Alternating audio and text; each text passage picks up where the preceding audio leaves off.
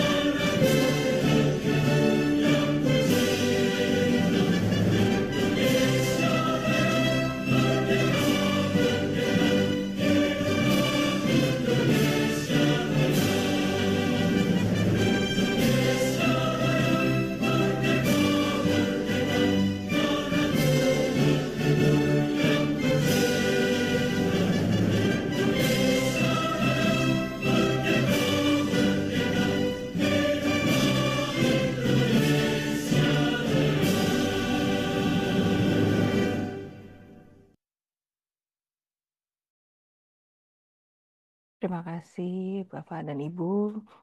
2 bulan berturut-turut di bulan Mei dan bulan Juni, Ibu Agape telah mendampingi kita untuk menggali lebih dalam tentang parenting cerdas dari aspek perkembangan psikososial dan dari kognitifnya. Di sesi ketiga serial parenting ini, kita akan melanjutkan eksplorasi parenting kita dengan tema parenting dan self-reparenting. Ternyata sebelum kita bisa menjadi parents yang lebih sadar, kita perlu juga tuh untuk reparenting diri kita sendiri. Nah, apa itu self-reparenting? Nah, ini yang bikin banyak teman-teman di sini penasaran, Bu. Nanti kita bisa belajar ya dari pemaparan Ibu Agape. Sebagai informasi, materi dari webinar ini memang tidak kami bagikan, tetapi akan diupload ke YouTube. Teman-teman dan bapak-bapak ibu sekalian bisa melihatnya kembali. Buat teman-teman yang memungkinkan untuk membuka video, silahkan dibuka videonya ya, biar kita bisa lebih kenal dan lebih akrab.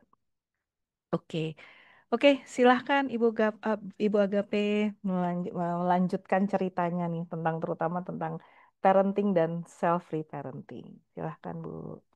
Terima kasih Ibu Eka. Selamat sore Bapak Ibu semua. Ini wajah-wajahnya familiar semua ya. Ada Bu Erika nih yang baru pertama hadir tampaknya. Ini juga wajah lama ini. Iya, eh, kita mulai materi kita dengan seperti yang tadi Bu Eka sampaikan ya, bahwa em, ketika kita kan udah belajar di 2 minggu kemarin ya. Coba saya share sebentar. Ini salah Dua satu hal bulan yang Bu, kita, dua kenapa? bulan, 2 bulan. Oh, saya bilangnya apa tadi? Dua Dua minggu. minggu. Iya, biasa belajar ngajar mingguan sih. Jadi kalau ya, 2 bulan lalu salah satu hal yang banyak kita bahas tentang ini ya, tentang perkembangan psikososial yang tadi sudah disampaikan Bu Eka. Dan kita tahu bahwa ketika pengasuhannya tidak tepat, maka akan terjadi fiksasi pada diri anak. Dan karena kita juga dulu anak-anak, tentu saja itu berarti kemungkinan kita juga akan mengalami fiksasi-fiksasi ketika orang tua kita tidak mengasuh dengan cara yang apa ya sesuai dengan tahap perkembangan kita gitu.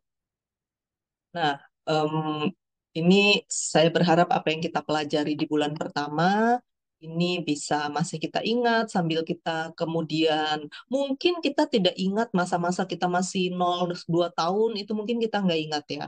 Tetapi apa yang termanifestasi di saat kita SD misalnya atau TK, biasanya kan TK kita udah mulai ingat ya apa yang terjadi pada diri kita.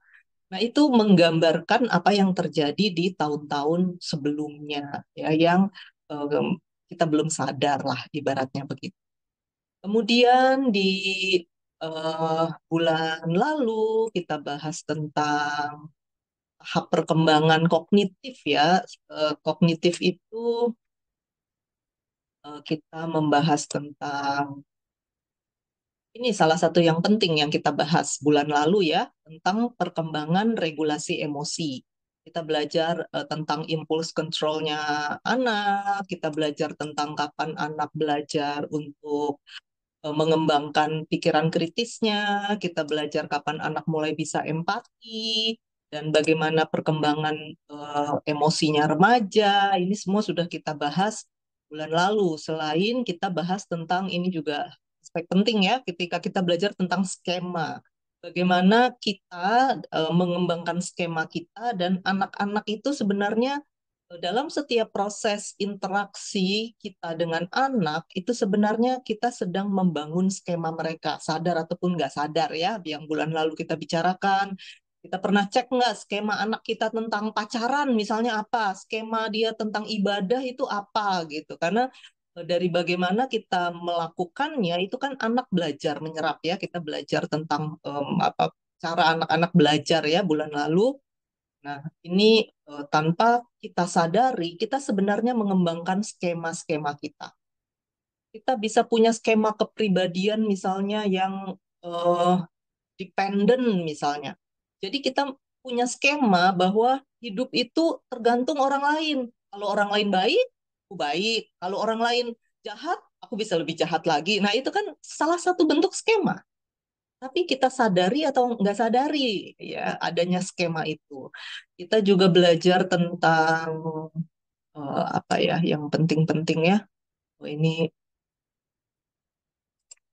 ya. Nah, ini ya zone proximal development ya. Kita belajar tentang ini bahwa penting sekali bagi kita untuk punya yang namanya mentor. Kita dulu pernah di apa ya ada apa orang yang kompeten di bidangnya yang menolong kita atau kita tuh kayak dibiarin aja nabrak sana nabrak sini gitu ya. Kita juga belajar tentang pentingnya relasi ya di dalam attachment theory, bagaimana relasi kita dengan orang tua kita membentuk pola relasi kita saat kita dewasa. Nah, ini hal-hal yang bulan lalu kita pelajari ya. Kita juga belajar tentang perkembangan otak ya bulan lalu. Jadi semua hal ini yang sudah kita pelajari 2 bulan kemarin itu sebenarnya adalah dasar kita untuk belajar di eh, apa bulan-bulan selanjutnya. Jadi itu yang akan mendasari pembahasan kita di tema-tema bulan-bulan yang berikutnya, termasuk yang bulan ini. Ya, jadi sebentar saya share materinya. Jadi dengan melihat bahwa kita ini banyak mengalami fiksasi, maka kita patut menduga diri kita juga mengalami masalah-masalah di dalam perkembangan kita. Sadar ataupun nggak sadar ya, sebagian besar di sini kan mengikuti konseling. Jadi saya rasa proses konseling itu mungkin juga menghadirkan kesadaran itu ya. Sebentar saya share materi.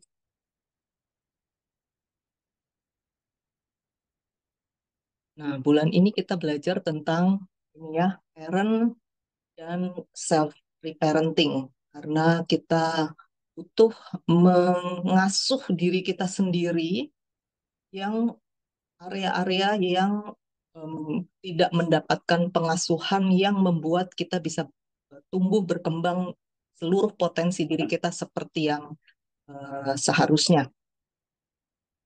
Nah, reparenting itu apa?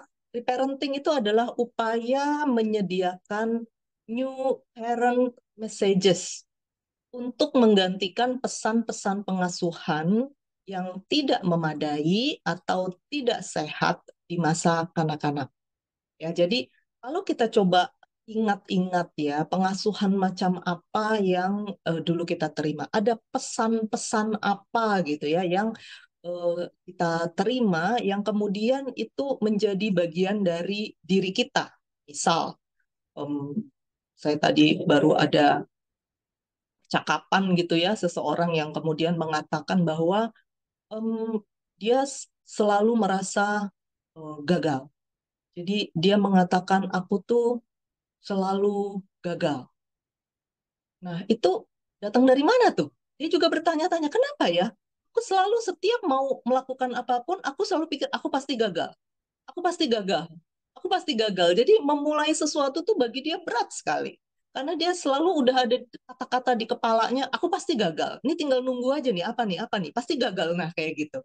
Itu kan artinya dia ada pesan-pesan yang terus secara konsisten sering dia terima, yang kemudian akhirnya kosakata itu jadi milik dia gitu.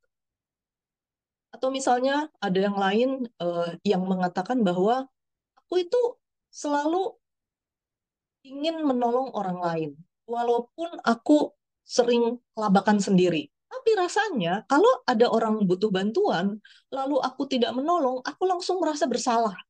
Sehingga akhirnya aku bisa mengorbankan anak-anak, mengorbankan suami, pokoknya buat nolong orang gitu. Walaupun aku sendiri kemudian jadi bermasalah gitu. Itu datangnya dari mana tuh? Ya, jadi tanpa kita sadar ada pola pikir tertentu yang terbentuk dalam diri kita yang kemudian mendrive kita tanpa kita sadari. Salah satu yang saya sadari tentang diri saya dulu ya, sebelum saya berproses, saya menyadari ada satu hal nih yang saya rasa, ya kok pokoknya saya nggak nggak merasa fulfill lah gitu ya, selalu rasa ragu-ragu gitu. Dan saya pikir itu adalah saya selalu merasa tidak pernah cukup baik gitu. Tidak pernah cukup baik. Rasanya selalu nggak pernah cukup baik. Jadi apapun yang mau saya kerjakan itu sampai saya pikirin, saya cek ulang, wah lelah sekali gitu ya untuk melakukan itu. Itu datangnya dari mana? Ya, kemudian setelah saya mencoba mencari apa ini datangnya dari mana, ternyata banyak datang dari pesan-pesan pengasuhan yang saya terima dari saya kecil, bukan hanya dari orang tua, tapi juga guru-guru, kemudian teman-teman, ya teman sebaya dan lain-lain itu pesan-pesan pengasuhan ya yang saya terima. Nah, yang kemudian tidak efektif untuk terus kita bawa sampai kita dewasa. Nah, ini adalah aspek yang seringkali tidak disadari oleh orang tua. Maka ketika ada misalnya orang tua bercerita bahwa dia lagi berantem sama anaknya, lalu bercerita, kesel banget saya sama dia, sakit hati saya sama dia. Kok bisa begitu dia ngomong begitu, sakit hati saya. Nah, itu misalnya ya hal seperti itu kan menunjukkan bahwa kita jadi merasa setara dengan anak kita sehingga kita sakit hati sama anak kita. Nah, itu kan menggambarkan ada sesuatu nih dalam diri kita, pola pikir tertentu di dalam diri kita, yang akhirnya walaupun kita sudah menjadi orang tua, ya, sudah menjadi parents, yang seharusnya kita dengan anak kita itu tidak setara gitu ya. Kita harus lebih tinggi dari anak kita karena kitalah yang parentsnya, dia anaknya, kita yang ngajarin dia ibaratnya begitu ya. Tapi ternyata tanpa kita sadari kita jadi sama gitu ya. Kita bisa tersinggung sama anak yang sebetulnya kitalah yang mengajari dia gitu. Nah, jadi itulah mengapa reparenting itu penting. Tapi apa sih itu reparenting ya? Kita pelajari bagaimana dia berkembang. Jadi apa yang kita pelajari 2 bulan yang lalu ya, eh, parenting pengasuhan yang tidak cukup atau yang tidak sehat ya, itu akan menghasilkan masalah di aspek-aspek emosi kita yang kemudian akan menghasilkan kognitif atau affective maladjustment yang tadi barusan saya bilang, maksudnya pola pikir ataupun cara kerja emosi yang tidak efektif yang membuat kita jadi em, seperti terus-terusan jadi anak-anak lah, kira-kira kayak begitu ya. Salah satu yang sering menjadi pertanyaan adalah ini. Kalau original parenting tidak memadai ya, jadi misalnya kita punya orang tua yang tidak hadir secara emosi, misalnya begitu ya, atau kita dulu punya orang tua yang sangat otoritarian, jadi banyak sekali menuntut tanpa tanpa menolong kita untuk kenal siapa diri kita, hambatan-hambatan kita apa, atau orang tua yang tidak mempedulikan apa yang jadi minat kita, apa yang menjadi kebutuhan kita gitu ya. Jadi original parentingnya tidak memadai. Ketika misalnya attachment yang terbentuk adalah attachment yang anxious gitu ya, itu udah kita pelajari ya 2 bulan lalu, atau attachment yang terbentuk itu avoidant ya, membuat kita jadi kalau melihat ada konflik bawaannya pengen menghindar aja, udahlah menghindar aja, atau terhadap relasi kita nggak nyaman jadi kita menghindari relasi misalnya begitu. Pertanyaannya adalah kalau original parenting itu tidak memadai, mungkinkah kita turn back the clock psychologically ya. Jadi karena waktu memang tidak bisa diputar ulang. Begitu dia sudah berlalu, ya dia akan berlalu. Namun bisa nggak sih kita mengembalikannya, maksudnya kita melihat dari aspek psikologisnya ya, untuk menyembuhkan kerusakan yang terjadi dan menghadirkan pengalaman baru yang sehat, yang lebih sehat gitu ya. Ini yang seringkali jadi pertanyaan. Nah, inilah yang kita pelajari di parenting. Nah, salah satu aspek yang sering dibicarakan adalah yang namanya inner child ya. Jadi aspek dalam diri kita yang menggambarkan apa ya, aspek-aspek kekanak-kanakannya di dalam jiwa kita. Eh, Emosinya, ingatan-ingatan, beliefs-nya, misalnya beliefs tadi ya, pasti gagal deh, atau harus selalu mengutamakan orang lain daripada diri sendiri. Nah, misalnya kayak begitu ya. Atau selalu bergantung sama orang lain, merasa bahwa orang lain tuh harus selalu menolong aku. Jadi merasa bahwa kalau aku tidak beruntung atau aku mendapatkan masalah ya karena orang lain nggak menolong aku gitu. Orang lain membuat hidupku tidak berjalan lancar, hal-hal seperti itu ya, yang biasanya datangnya tentu saja dari pengalaman-pengalaman di masa lalu. Tentu saja ketika kita bicara aspek-aspek apa kanak-kanak di dalam diri kita itu tidak selalu negatif ya.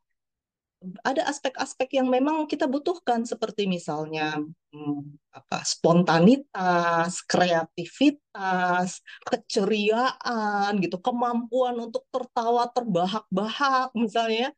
Itu aspek-aspek yang kita butuhkan sebagai manusia ya untuk menyeimbangkan jiwa kita. Nah, tetapi ada aspek-aspek lain kekanak-kanakan seperti tidak mau bertanggung jawab, selalu ingin mengandalkan orang lain, merasa orang lain lah yang harusnya bertanggung jawab gitu ya. Ini sering saya dapatkan di konseling pasutri misalnya, salah satu pasangan menganggap harusnya kan gitu ya dia gitu. Jadi seakan-akan kebahagiaan keluarga itu tergantung dari pasangan, sehingga kita menjadi pihak yang pasif yang menunggu gitu ya.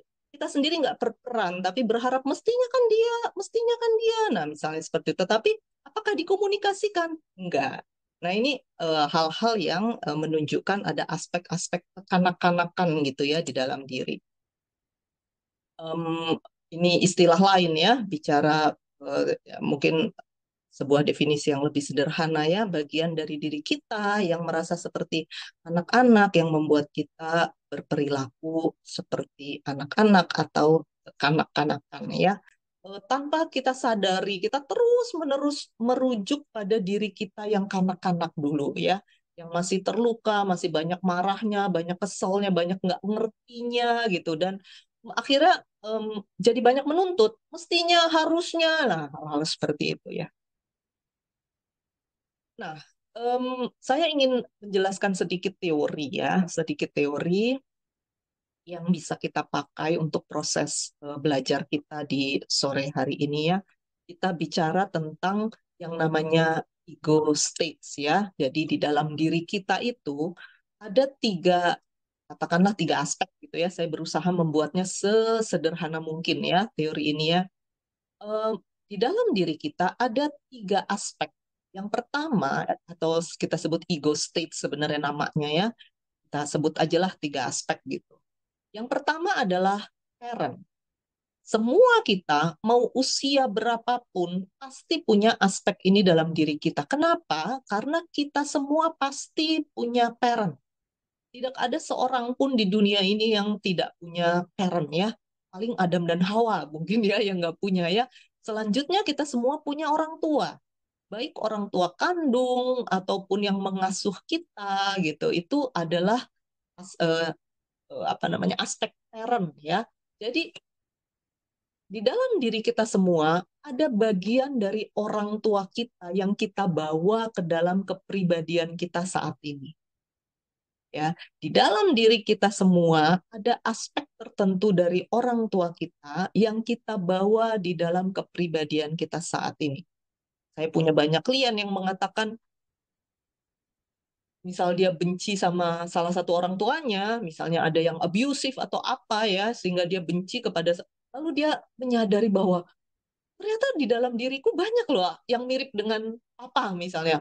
Aku heran, padahal aku benci banget, aku nggak ingin menjadi seperti dia, tapi ternyata aku banyak aspek dalam diriku yang mirip dia gitu, tanpa aku sadari. Gitu. Padahal aku tidak ingin jadi seperti dia, tapi kenapa ya aku jadi mirip dia? Nah, kira-kira seperti itulah yang terjadi.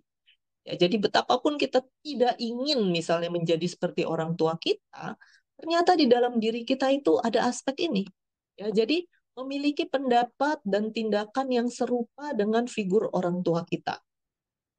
Dan di dalam aspek parent ini ada dua aspek yang berbeda. Pertama, eh, apa ya, eh, bisa dibilang peran yang kritis lah gitu ya.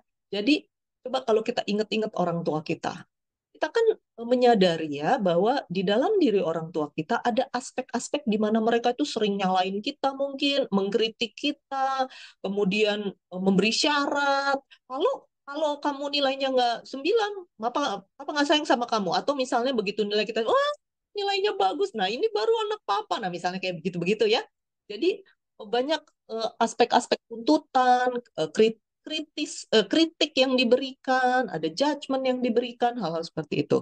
Di sisi lain, orang tua juga punya aspek nurturing kan, ya, dia mencukupkan kebutuhan kita. Kalau kita sakit, kita dibawa ke dokter.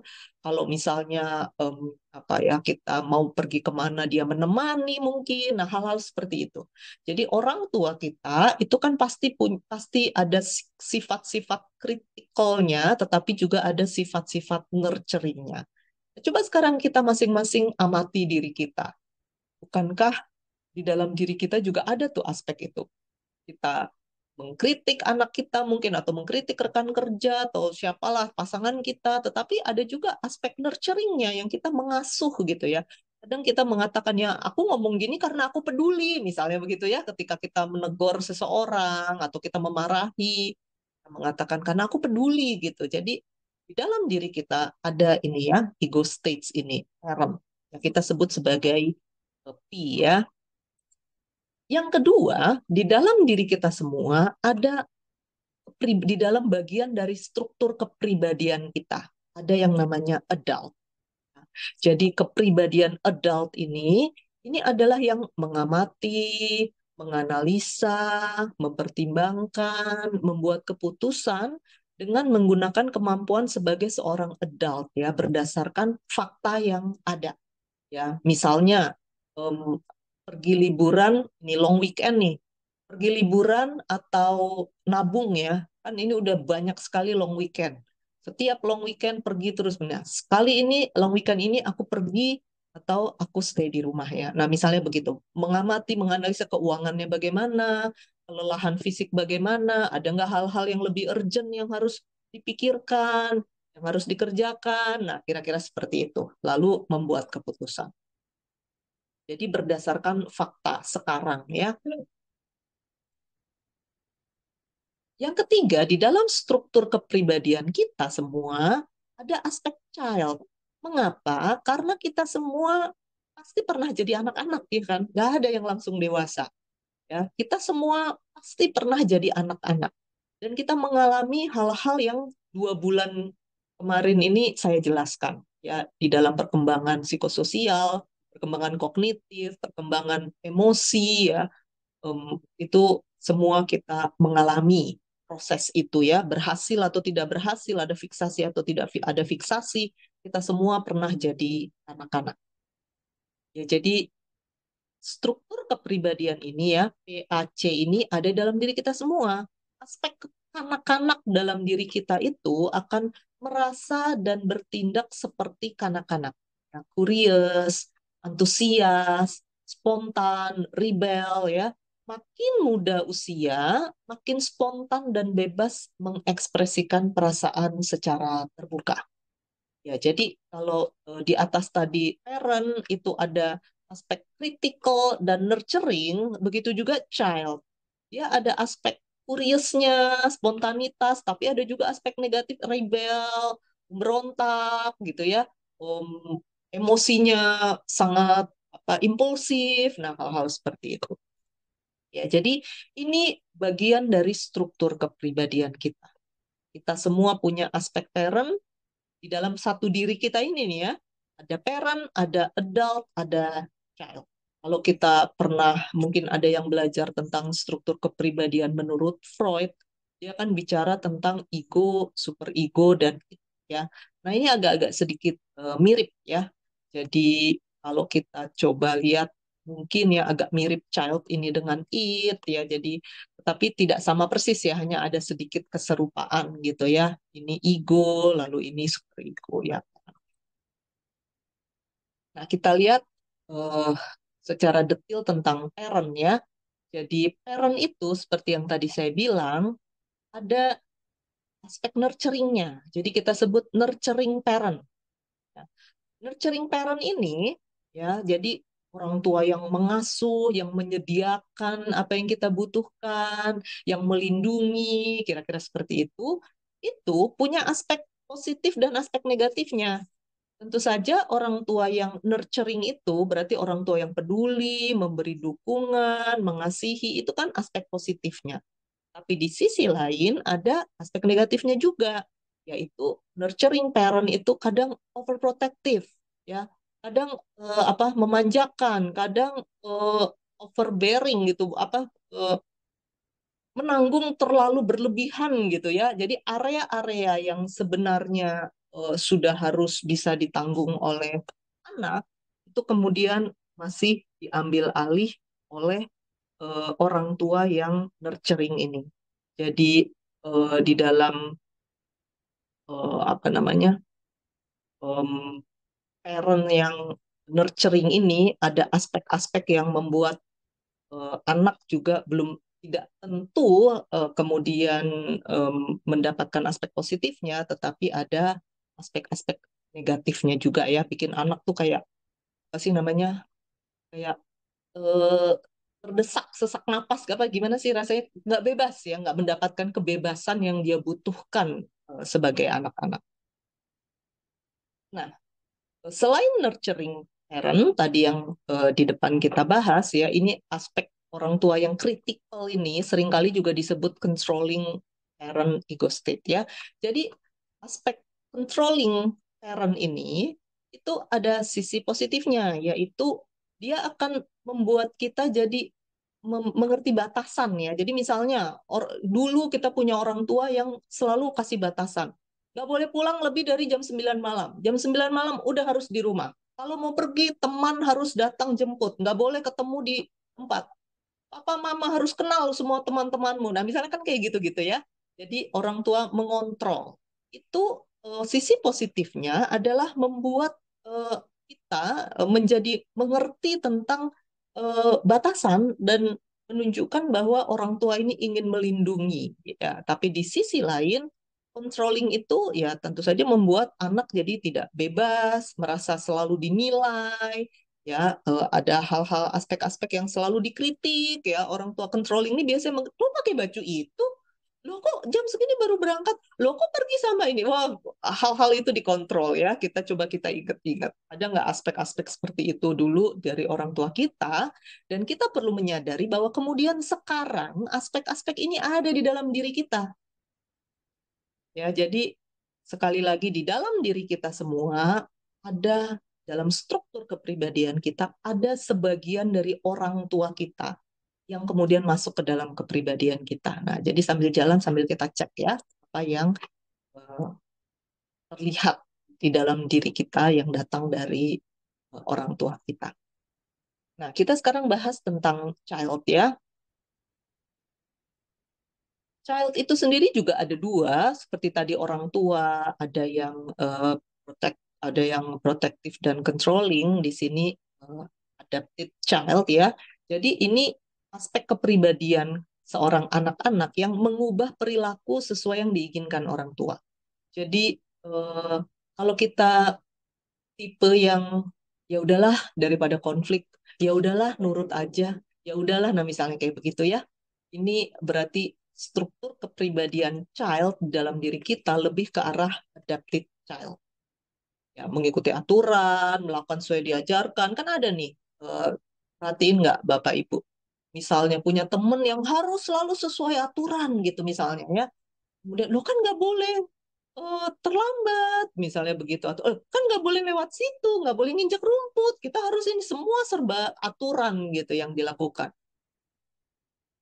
Tapi adaptive child ini biasanya kemudian salah satu kelemahannya, mereka yang sering kali ngikut itu sebenarnya jiwanya juga tertekan, sehingga kemudian mereka jadi gampang ngambek atau manipulatif ya, berusaha untuk mengikuti apa yang diinginkan orang tua, tapi tanpa mengorbankan diri sendiri. Atau kalaupun mengikuti apa yang dimaui orang tua, itu ada tujuan lain gitu ya. Kita tahu ya artinya manipulatif. Mungkin mulai mengenali adakah hal-hal seperti ini ya di dalam diri kita. Yang pasti sih saya ketemu banyak orang tua yang sudah, ya tentu sudah dewasa ya, sudah jadi orang tua, tapi masih ngambek, ngambek sama anak lagi ya.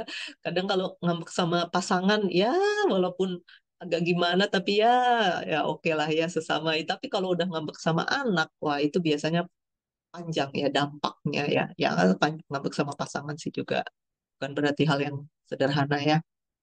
Lalu yang kedua, natural child ya, aspek natural dari seorang anak ya, yang spontan, kreatif, playful. Jadi natural child ini juga punya aspek positifnya ya. Biasanya dia kreatif, playful tuh ceria, apa gampang apa menciptakan suasana yang menyenangkan gitu ya.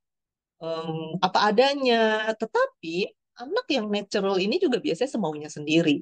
Jadi misalnya udah anak-anak tipe di dalam diri kita ya yang misalnya udah tahu bahwa oke, hari sehari-hari udah pergi terus, ya udahlah Sabtu kita tahu misalnya istri kita atau suami kita mengharapkan kita di rumah misalnya begitu ya, tapi kita semau kita sendiri enggak, eh, aku butuh healing gitu ya, aku butuh untuk pergi, aku butuh sendiri, nah hal-hal seperti itu ya. Jadi anak yang natural nih kita tahu ya, mungkin Bapak Ibu punya temen yang senangnya bercanda, main, kita serius dikit dia baru suasana agak tegang sedikit atau agak diem sedikit terus nyeletuk gitu. Pokoknya nggak bisa agak serius dikit dia langsung nyeletuk, bikin sesuatu jokes apa yang bikin semua ketawa.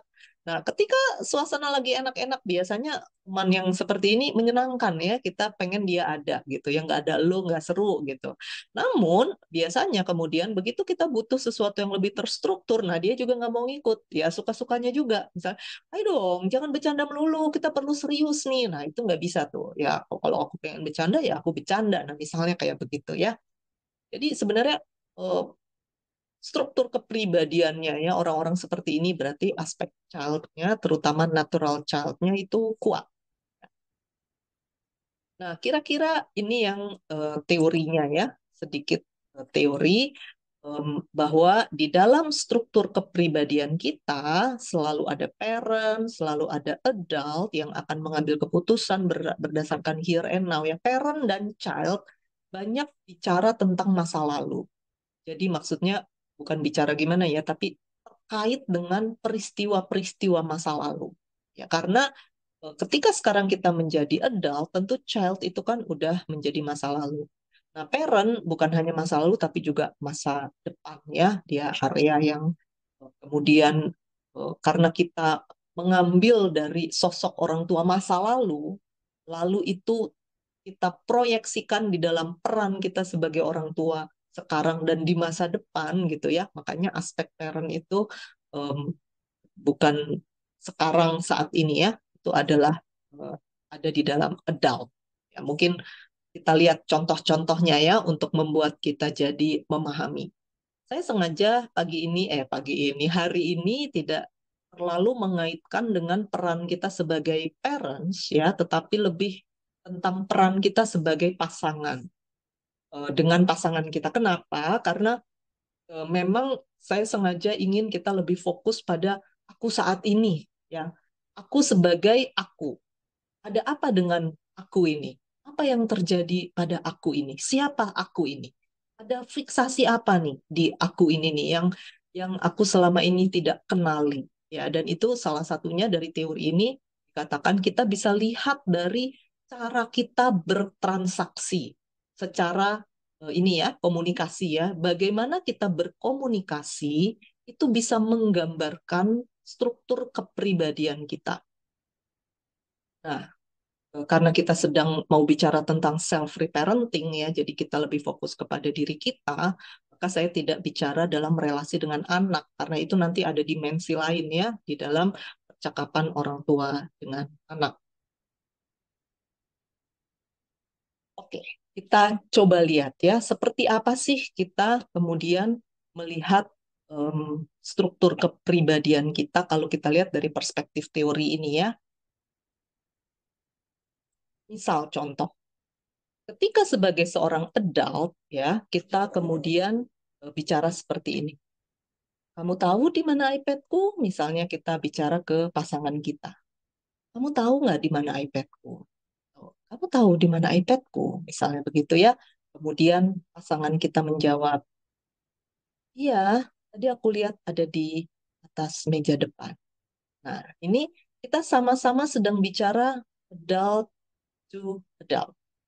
Ya, jadi seseorang yang sudah dewasa bicara kepada seseorang lain yang juga sudah dewasa. Kamu lihat, kamu tahu nggak di mana iPadku? Oh iya, tadi aku lihat di atas di meja depan. Misalnya begitu ya. Tetapi percakapannya tentu saja bisa eh, tidak seperti ini. Ya, misalnya kita lihat percakapan lain ya. Misalnya, lihat iPadku nggak?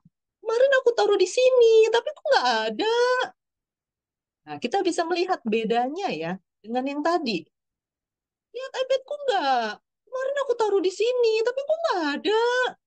Nah, ini kita mulai melihat ada aspek child dari diri kita yang ketika bicara, kita mengarahkan kepada lawan kita, kita berharap dia mengasuh kita.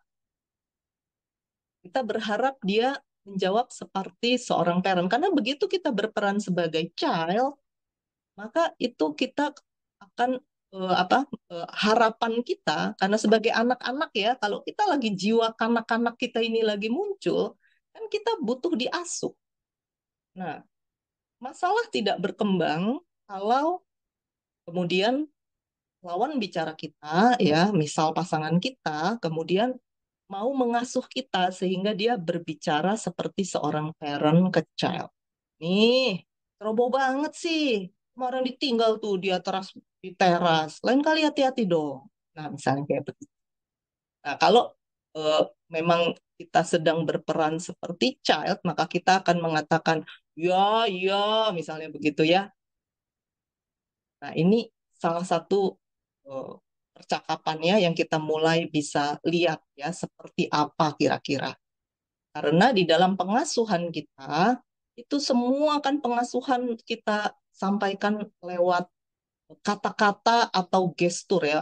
Maksud saya lewat komunikasi ya, lewat komunikasi ada transaksi di dalam komunikasi walaupun tidak ada kata-kata pun tetap ada transaksi. Kita cuma diem gitu ya. Misalnya anak kita pulang terus kita cuma diem aja. Itu pun terjadi transaksi loh di situ, terjadi komunikasi. Jadi kita tidak bisa tidak berkomunikasi. Kita pasti selalu berkomunikasi.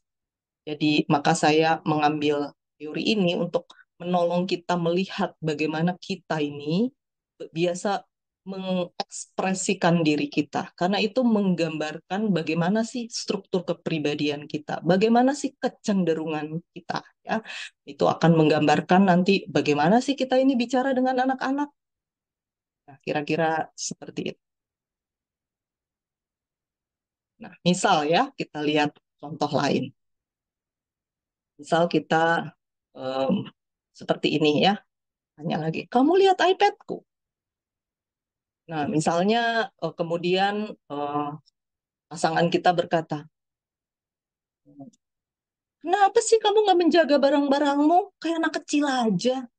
Tinggal sana, tinggal sini. Nah, itu kira-kira apa tuh? Parents. Parents. Nah, ya, berarti ini ya, parents. Nah, di sini kita mulai melihat ada perpotongan. Jadi, ketika kita kemudian bicara kepada pasangan kita, berharap dia menjadi adult atau rekan kerja atau siapalah ya, teman kita berbicara, tetapi ternyata dia bicara menganggap kita seperti anak-anak, itu kita mulai merasa biasanya nggak nyaman tuh. Ya, kita mungkin akan bilang, ya, ya kan cuma nanya atau apalah yang kita katakan. Tetapi beda dengan ketika kita memperlakukan dia seperti orang dewasa, lalu dia menjawab dengan sebagai orang dewasa. Misalnya begitu ya. Nah, kemudian dia menjawab, iya maaf, harusnya aku lebih rapi ya menyimpan barangku. Nah, kemudian dijawab, nah iya, supaya nggak hilang, nggak cepat rusak. Nah, kalau ini jadi mulai terjadi, tadi kan terjadi perpotongan tuh. Jadi ketika kita bicara adult to adult, kamu lihat iPadku nggak? Tapi lalu kita diomelin, kamu tuh ya tinggal sana tinggal sini, gimana sih nggak ngerawat barang? Nah, itu kan terjadi perpotongan tuh, nggak ketemu tuh, terjadi cross ya di situ. Nah, lalu kemampuan kita meregulasi emosi kita, ya, bulan depan kita bicara regulasi emosi. Kalau kita mampu meregulasi emosi kita, maka kita akan melihat, oh dia lagi butuh mengaktualisasikan aspek parent nih dalam dirinya. Ya udah deh, aku adjust dulu deh. Aku jadi child dulu deh. Iya, iya, maaf. Harusnya aku lebih rapi menyimpan barangku, maaf. Nah, lalu biasanya si parent ini, iya, ya supaya nggak hilang, supaya nggak cepat rusak. Nah, pokoknya intinya teori ini bilang kalau percakapan kita tidak cross, itu percakapan bisa berjalan terus. Tapi begitu cross, ya misal tadi, lihat iPadku nggak? Lalu dijawab, kamu gimana sih ninggalin barang sembarangan gitu kan ya? Oh, tinggal sana, tinggal sini. Kalau kita tetap ingin di posisi itu biasa terus kita udah males lah ngomong biasanya jadi begitu kan atau kemudian kita tetap bersikap seperti adult. Aku tanya misalnya ya, kita bertanya, iya kamu lihat nggak iPadku di mana misalnya begitu. Kalau dia menyesuaikan membalas sebagai adult lagi, nah berarti nggak ada masalah. Tapi kalau dia tetap jadi parent ke child, dia tetap menganggap kita anak-anak, maka kita mulai bisa mengenali ada sesuatu nih dalam diri kita. Kita akan adjust, mampu adjust, atau kita akan ikut jadi anak-anak juga, atau kita ngomel juga, jadi parent juga ke dia, anggap dia anak kecil. Apa sih, cuma ditanya gitu, misalnya kayak begitu ya. Nah, kita mulai mengenali nih kecenderungan kita, bagaimana biasanya kita bertransaksi di dalam komunikasi yang terjadi, aspek apa yang paling banyak dominan gitu ya di dalam diri kita ketika terjadi percakapan. Nah, misalnya percakapan berikutnya gitu ya, misalnya ditanya, eh, kamu lihat eh, iPadku gitu ya, lalu dia mengatakan, kamu selalu nyalain aku ya, ini kan child ya. Nah ini yang tadi saya bilang, ada cross lagi. Maka yang perlu dilakukan adalah bagaimana nih caranya supaya percakapannya bisa berjalan. Karena kamu lihat iPadku, kamu tuh selalu nyalain aku. Nah biasanya udah tuh, nggak ketemu tuh. Karena apa transaksi yang terjadi ini tidak tidak searah gitu ya, istilahnya begitu ya, terjadi perpotongan. Nah, ketika dia kemudian berkata, ini kan tadi begini ya, kamu lihat iPadku, kamu selalu nyalain aku. Jadi dia seperti child lagi ngomel ke parent. Nah, ketika tadi dia bilang, ya kan cuma nanya. Bukan, ngapain sih ngomel-ngomel? Kan aku cuma nanya. Jadi mulai cross lagi nih, nggak ketemu lagi. Nah, sekarang tergantung, apakah kemudian mau tetap jadi child, kok malah ini? Atau kita kemudian pasangan kita akan berperan sebagai parent, misalnya nanya itu yang benar, jangan bikin kesel, misalnya begitu. Jadi walaupun percakapan negatif, tapi kalau searah akan terus bisa terjadi percakapan. Ya walaupun tentu saja yang kita harapkan kan percakapan yang em, tidak destruktif ya. Kira-kira seperti itu. Tetapi dari teori ini yang mau kita lihat sebenarnya adalah kecenderungan-kecenderungan diri kita ya di dalam mengenali struktur kepribadian kita. Sebagai parent saat ini, sebagai orang dewasa, bagaimana nih struktur kepribadian ini mempengaruhi kita di dalam atau tergambarkan, termanifestasikan di dalam percakapan-percakapan ya. Misalnya, kamu lihat iPadku, misalnya lalu dibilang, kamu tuh selalu nyalahin aku. Lalu bukan nyalahin. Nah, lihat ya di sini ya. Kan tadi kamu lihat iPadku, kamu selalu nyalain aku. Jadi ketika pasangan kita atau nanti ya kalau kita refleksikan di dalam relasi, tetapi agak berbeda kita, saya nggak mau masuk ke parenting dulu ya, lebih kepada diri kita ya. Em, apa rekan bicara kita atau pasangan kita kemudian bersikap seperti anak-anak, maka mampu nggak kita kemudian oke, dia lagi struktur kepribadiannya yang lagi kuat, yang lagi muncul, entah apa yang terjadi ini kanak-kanak nih.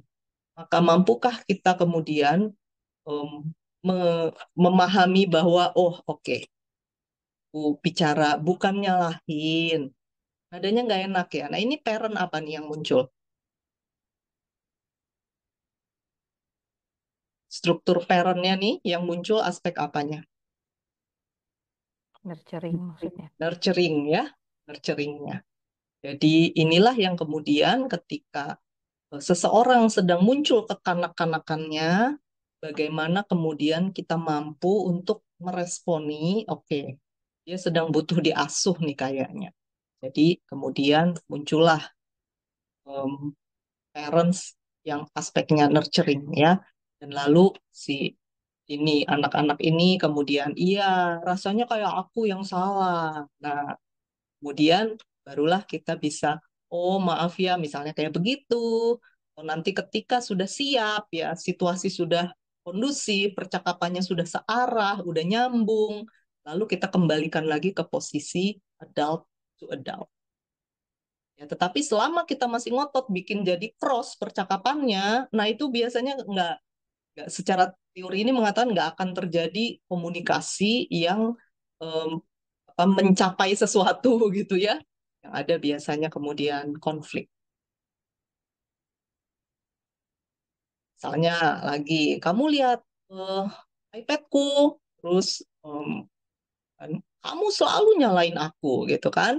Dan kemudian ketika tadi saya bilang proses yang terjadi tadi ya, tadi kan sudah, oh kena, oh, maaf ya nadaku nggak enak ya ngomong, jadi udah kondusif, apa sudah kondusif, maka kita kembalikan ke adult to adult, misalnya mengatakan iya maksudku, siapa tahu kamu lihat. Nah itu undangan untuk ayo, mengundangmu untuk cakap-cakap seperti adult to adult ya. Dan ini bukan sesuatu yang mudah ya, kita mengenali ya, ini kan percakapan sehari-hari yang saya ambil ya. Kita kenali gitu. Kadang-kadang di percakapan-percakapan sederhana gitu ya, kita mengenali bahwa nggak mudah bagi kita untuk mengubah ya, untuk fleksibel di dalam struktur kepribadian ini. Kalau kita parent-parent terus gitu ya, segala sesuatu mau kita atur, suami diatur, anak diatur, teman kerja, wah itu. Atau kalau kita child terus gitu.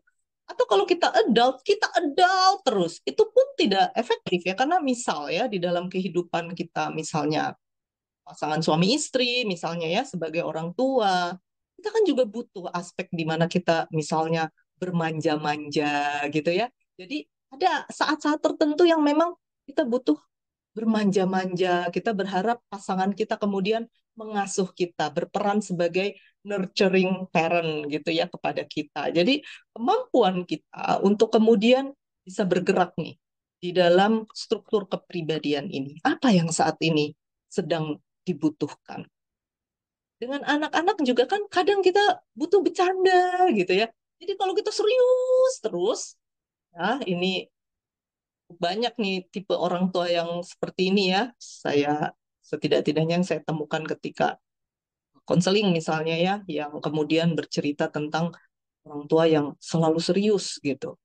Nah, itu juga membuat anak tuh rasa berjarak gitu ya dengan orang tuanya. Di sisi lain, seperti yang teori ini katakan ya, yang juga mirip dengan struktur kepribadiannya Freud ya, yang mengatakan ada aspek itu ya di dalam diri kita ya. Artinya kan mau mengatakan bahwa ada aspek dalam diri kita yang ketika kita tidak kembangkan itu kan bikin hidup itu apa ya, nggak seimbang gitu.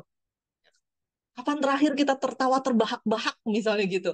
Kapan terakhir kita spontan gitu ya, pergi kemana pokoknya udah spontan pergi aja dulu, nanti di sana baru segimana di sana lah gitu misalnya ya.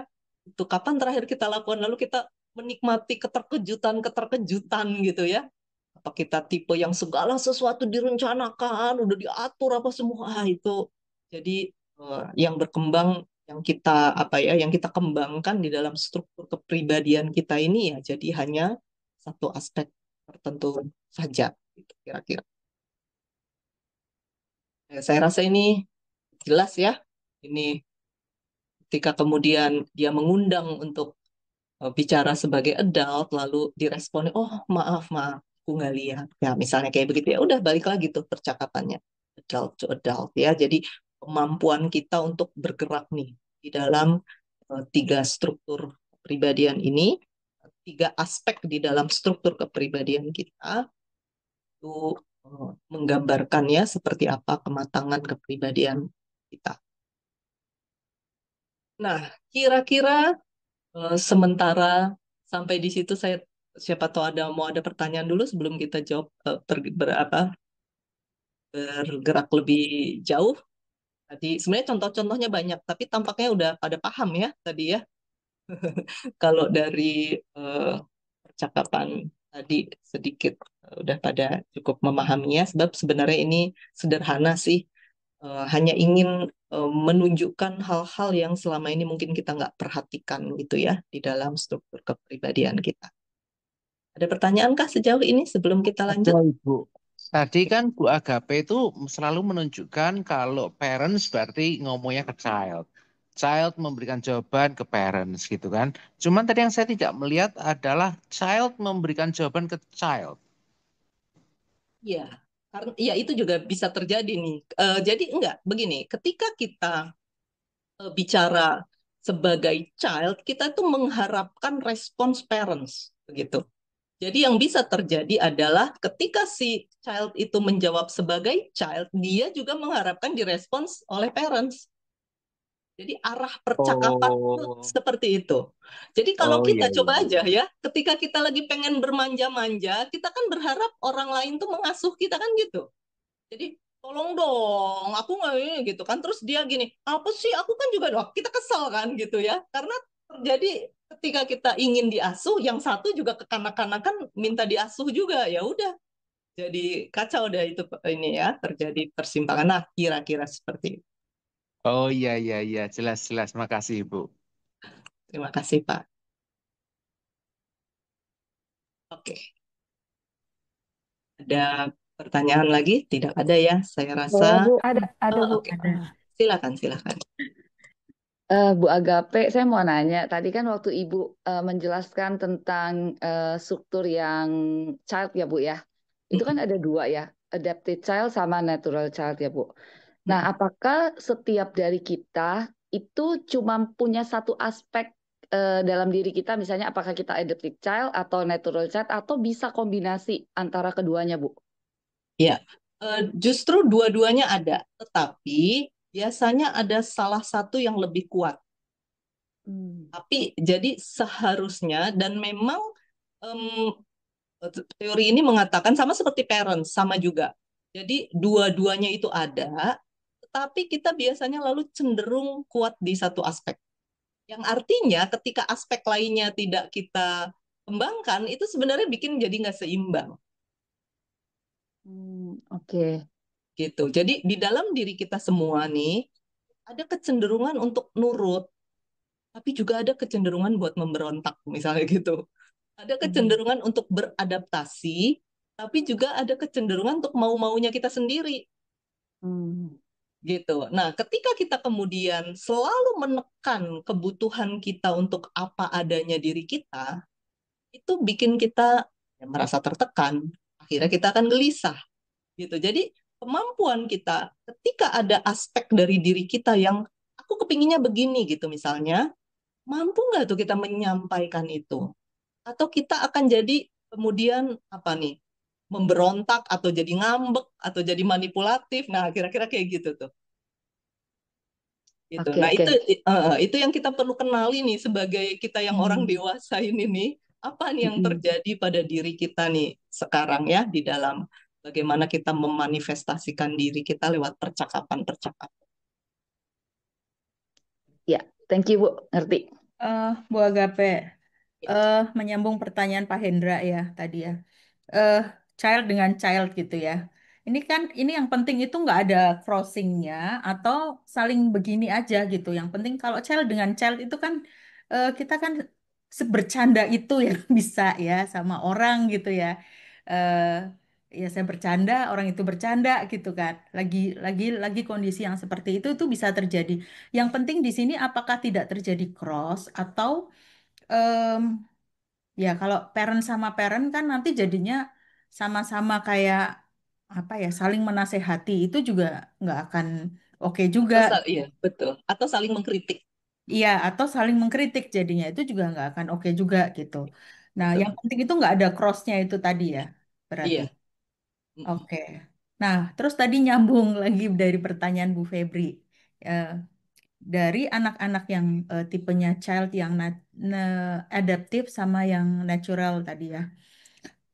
Biasanya itu penyebabnya adalah apakah dari pola parenting yang otoriter dari orang tua atau pola parenting yang seperti apa yang menyebabkan eh, kita itu punya yang lebih dominan yang mana nih, adaptifkah sama apakah adaptif ataukah otoriter gitu.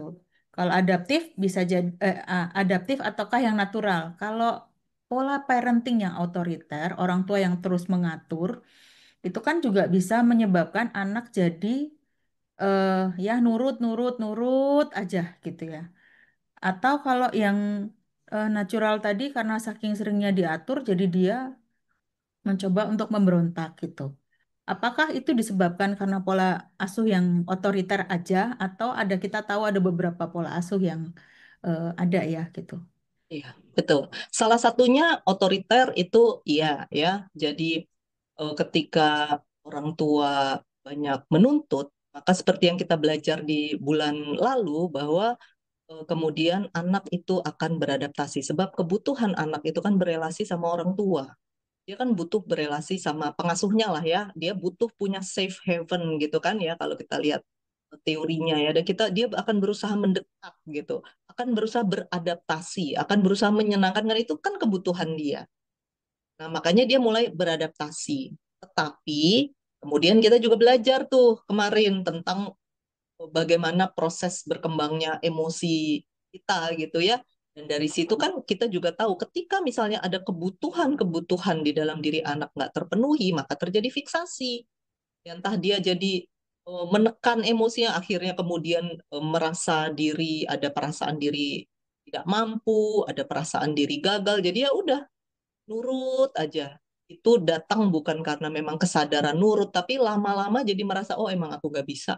Oh ya udah deh aku ngikut aja. Oh ya udah deh terserah aku. Nah, itu kan karena kita tahu bahwa manusia sebenarnya potensinya seperti apa, itu kan menimbulkan kegelisahan gitu.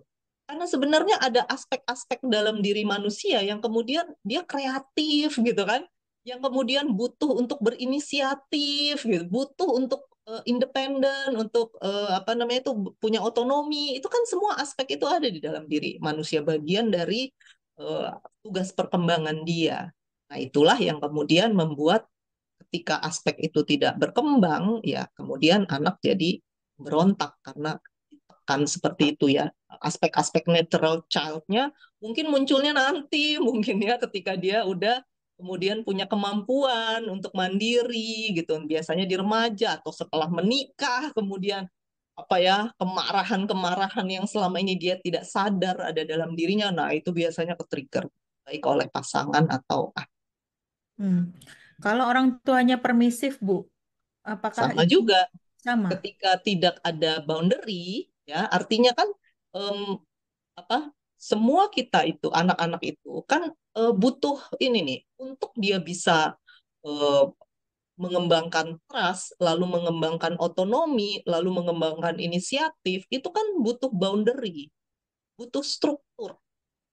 Kalau misalnya nggak ada strukturnya, jadi misalnya tidak ada tuntutan untuk bisa ngelipat selimutnya sendiri gitu ya, atau untuk bisa naruh piring makannya sendiri ke dapur gitu ya, nggak ada struktur, nggak ada disiplin, nggak ada.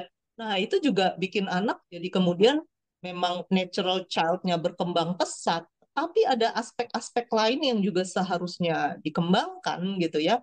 Eh, yang dia dapat dari boundary yang diberikan orang tua, nah itu yang dia kemudian nggak bisa dapatkan. Nah, itu yang bikin banyak kegelisahan, kemudian masalah emosi, dan lain-lain. Jadi sebetulnya semua struktur itu ada dalam diri kita, tetapi memang pengasuhan dan bagaimana pengalaman-pengalaman yang kita alami di sekolah ya dan di lingkungan kita masa kecil itu membentuk mana yang kuat nih, mana yang jadi lebih dominan. Tapi semuanya itu sebetulnya ada di dalam diri kita. Ya, terima kasih, Bu. Terima kasih. Oke. Kita coba lihat ini ya. Em, sorry, saya belum share ya. Sebentar. Ini saya ambil ada satu film yang lagi lewat di lagi lewat di feed lalu saya oh ini kayaknya cocok nih. Jadi ini mah film ya, bukan sesuatu yang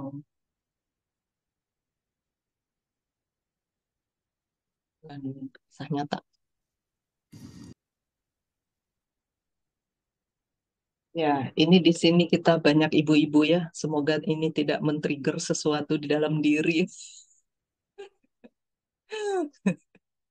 Biasanya lalu salah apa gagal fokus nih. Jadi yang dibahas malah kok gitu gitu ya di dalam relasi yang terkesan apa nih patriarki gitu mungkin ya.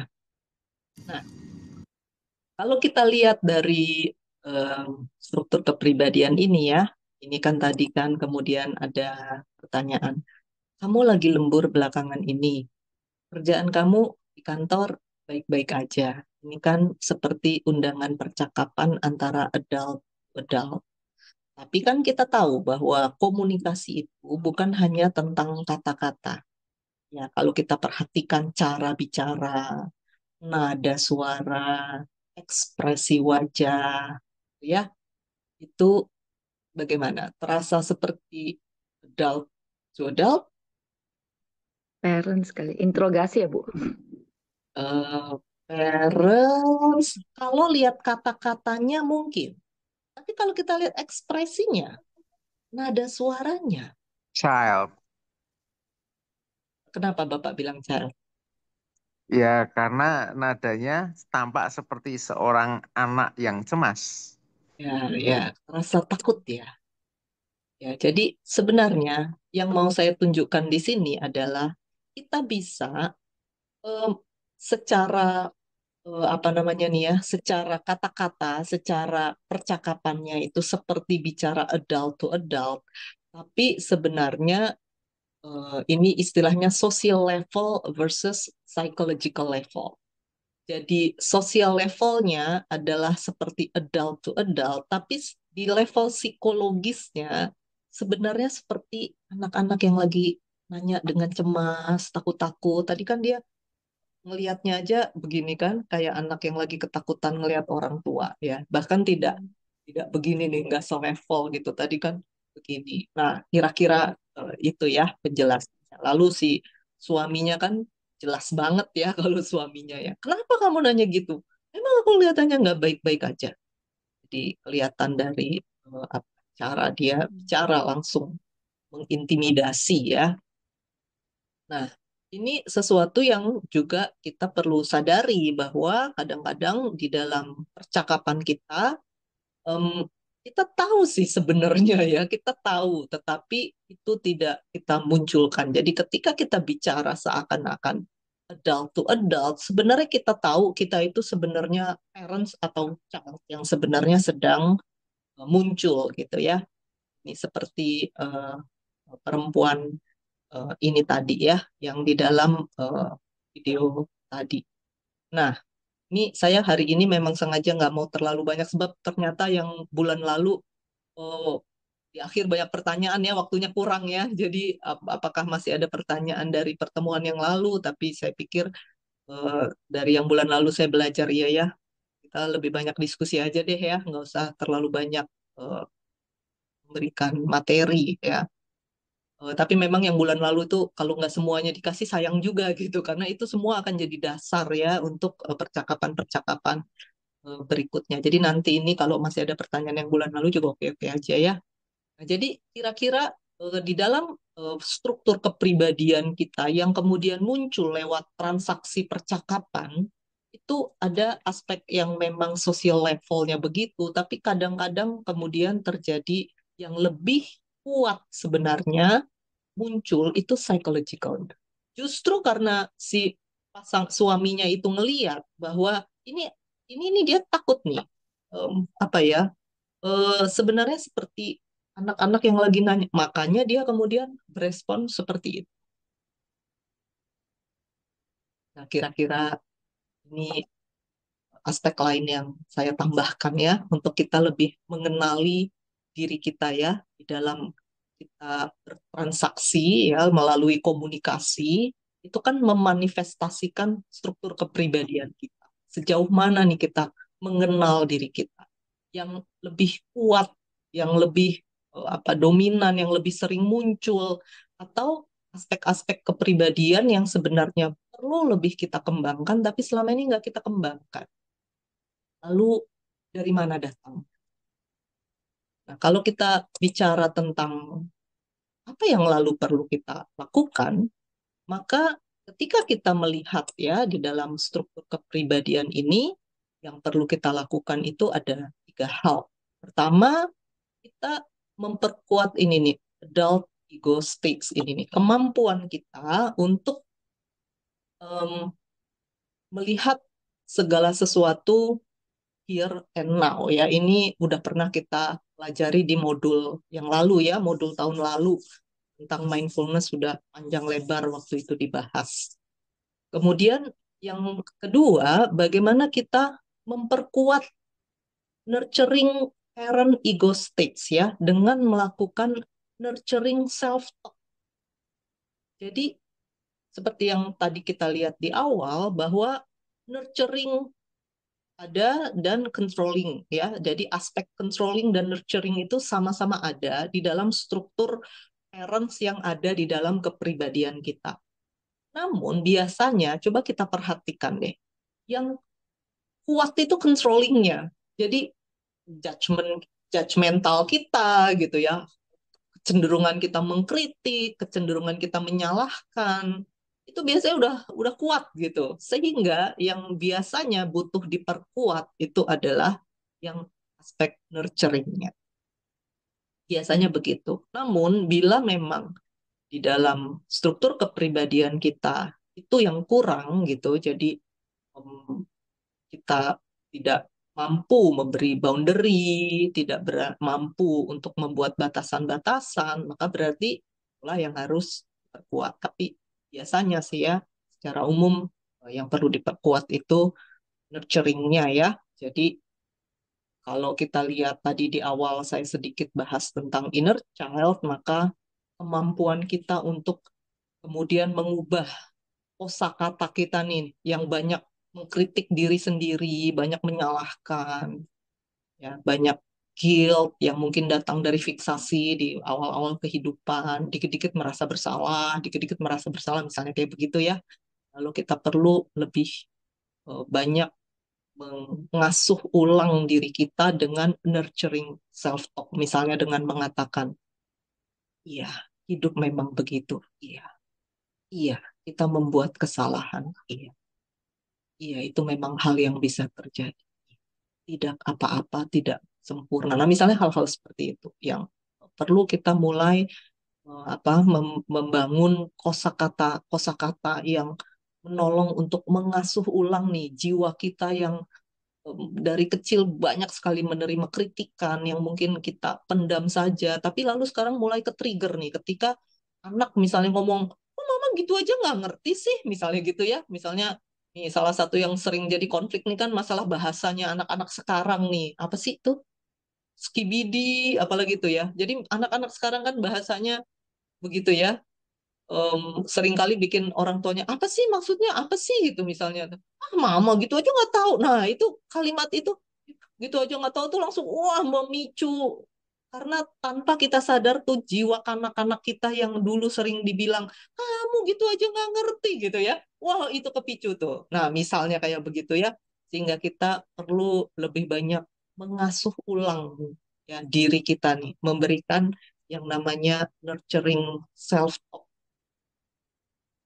Ya, jadi kita perlu perhatikan sih di dalam sehari-hari ya, kalau kita ngobrol, hmm, ada nggak kita bicara tentang diri kita, atau kita lebih banyak bicara hal-hal yang teknis aja, tidak personal gitu ya. Jadi hmm, banyak ya yang ternyata di rumah itu pembicaraannya hanya udah makan belum, hari ini mau kemana, nanti pulang jam berapa, udah begitu. Atau tadi gimana di sekolah, udah begitu ya. Hanya nilainya berapa, ada PR nggak gitu.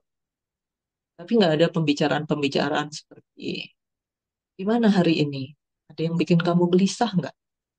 Misalnya seperti itu ya. Atau oh, kamu kelihatan sedang sedih, apa yang terjadi? Atau kamu lagi mikir apa? Nah, hal-hal seperti itu tuh jarang tuh terjadi percakapan seperti itu ya. Jadi tidak personal gitu. Jadi kita tidak punya percakapan-percakapan yang menghadirkan keintiman, sehingga kita nggak tahu bagaimana caranya untuk intim gitu ya. Bahkan dengan diri kita sendiri aja, percakapan kita dengan diri kita, jangan-jangan kebanyakan adalah tuntutan dan kritik juga gitu ya, yang kita katakan kepada diri kita sendiri gitu. Jadi itu yang perlu kita perhatikan ya, untuk menolong kita kemudian bisa menjadi eh, sosok yang lebih sehat, sehingga kemudian kita menjadi parents yang lebih sehat gitu ya anak-anak kita. Nah, yang ketiga itu adalah memperkuat natural child-nya ini ya, karena eh, apalagi kita di Asia nih ya, biasanya tuh adaptive child-nya yang lebih kuat.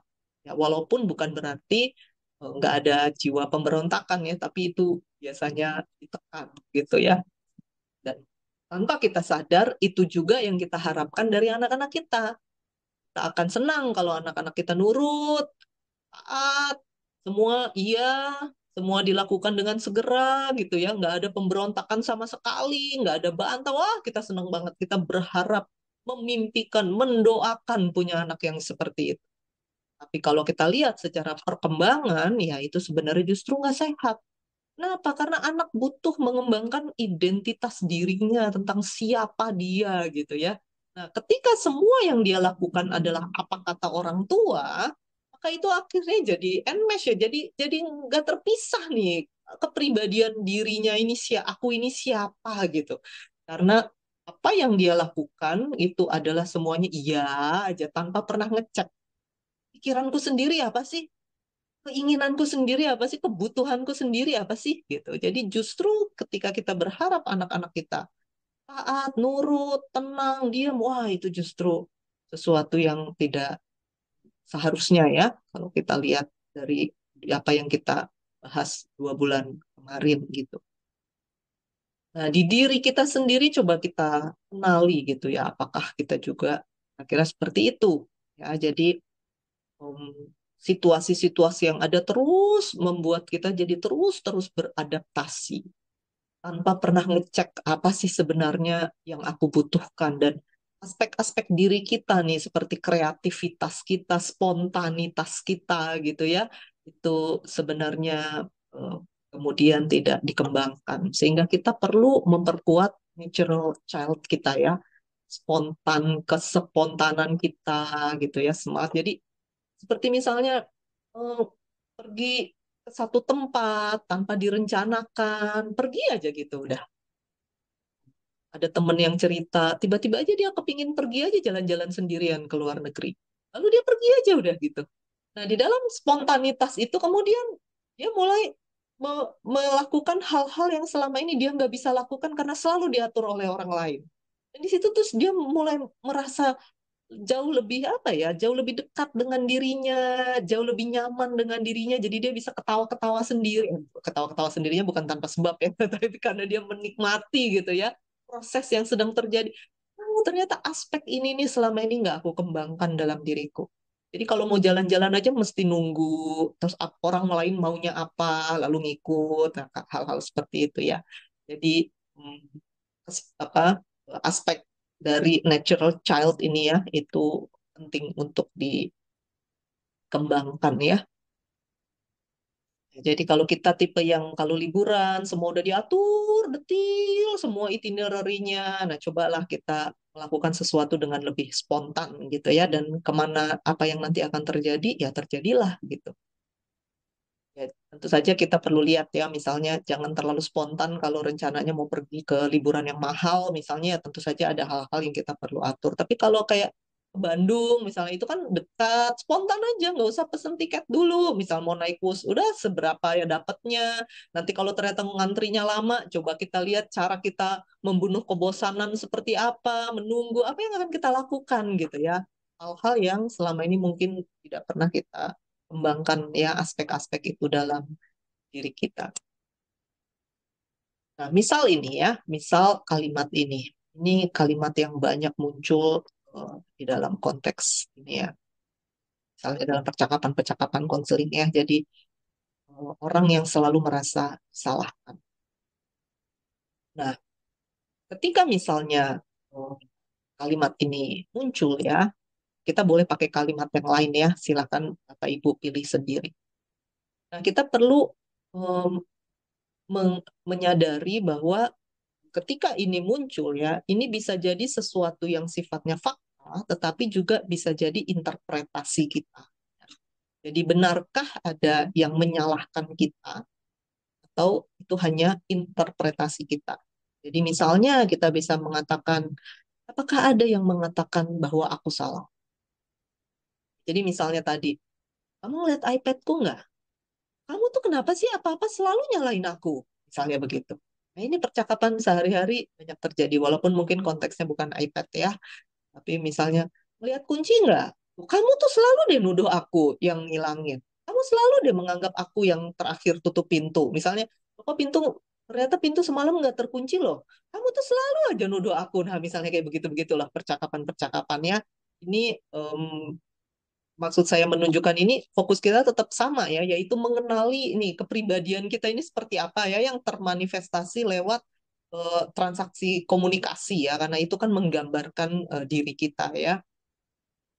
Jadi kita bisa mengembangkan struktur seperti ini misalnya ya, em, ini realita atau hanya interpretasi aku ya, benar-benar ada nggak yang mengatakan bahwa aku salah ya. Jadi realita itu kan segala sesuatu yang bisa diakses oleh panca indera kita. Itulah realita. Jadi ada nggak yang ngomong? Jadi secara audio kita bisa lihat, secara mata kita bisa lihat, secara em, apa ada bau, ada yang kita kecap, ada yang bisa kita sentuh. Nah itu kan yang namanya realita ya, sesuatu yang here and now. Jadi kalau kita pengen tahu ini nyata atau enggak sih, hidupkan aja panca indera kita untuk tahu. Apa ya? Ada nggak nih ya?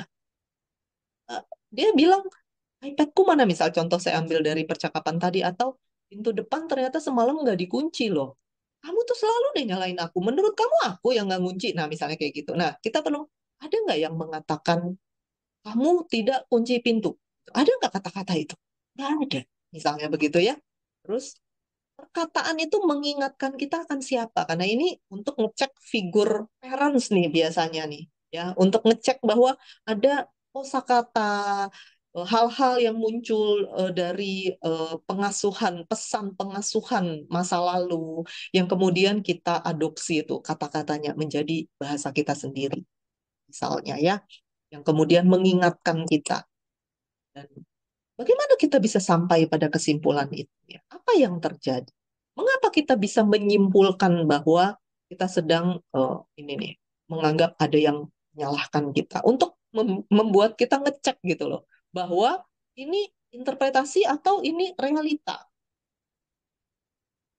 gitu. Jadi penting sekali kalau kita mau mengembangkan ini adult self itu ya, adult ego state maksud saya itu, untuk mengenali ketika kamu selalu nyalahin aku, ternyata eh, kata-kata yang sering kali muncul itu kita menginterpretasikan aku selalu, jadi ada sesuatu di masa lalu yang membuat kita jadi punya pola pikir aku tuh selalu salah, orang selalu menganggap aku salah, sehingga orang nggak nyalahin kita pun kita merasa kita disalahin, sehingga pertanyaan eh, pintu depan ternyata nggak dikunci loh semalam, itu langsung kita menganggap kita lagi disalahin.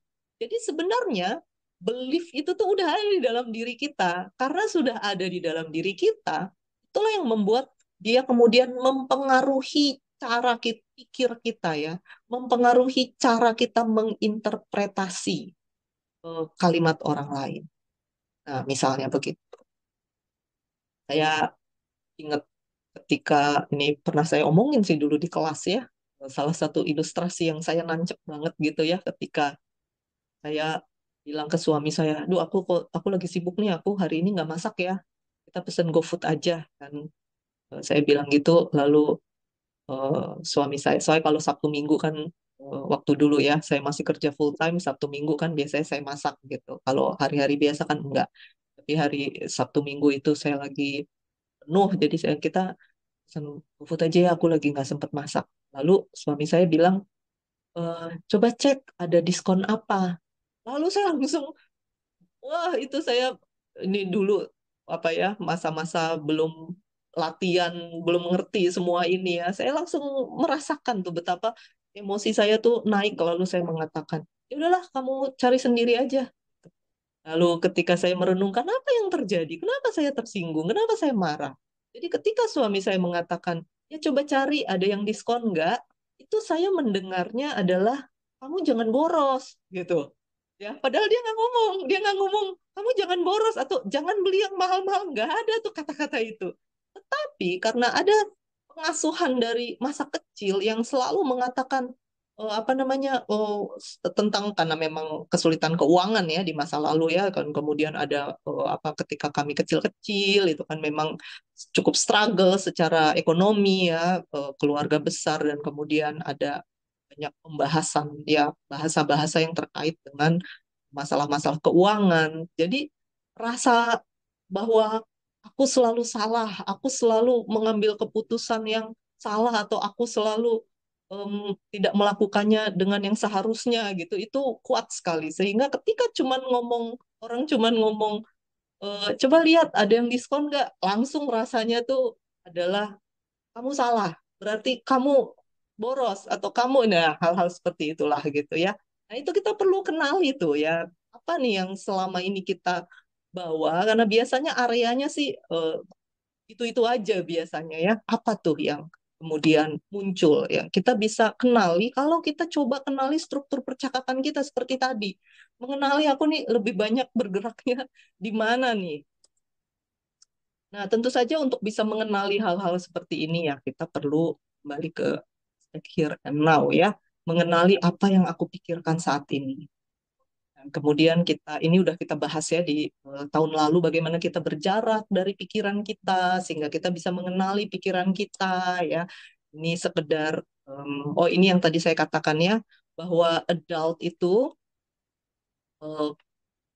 aspeknya adalah here and now. Sementara kalau parent dan child itu ini lebih ke past dan future ya. Bagaimana kemudian aspek-aspek pengasuhan masa lalu atau aspek-aspek fiksasi yang terjadi itu kan terjadi di masa lalu, kemudian mempengaruhi ya ke dalam aspek-aspek yang akan terjadi di masa depan. Tetapi adult itu lebih ke here and now.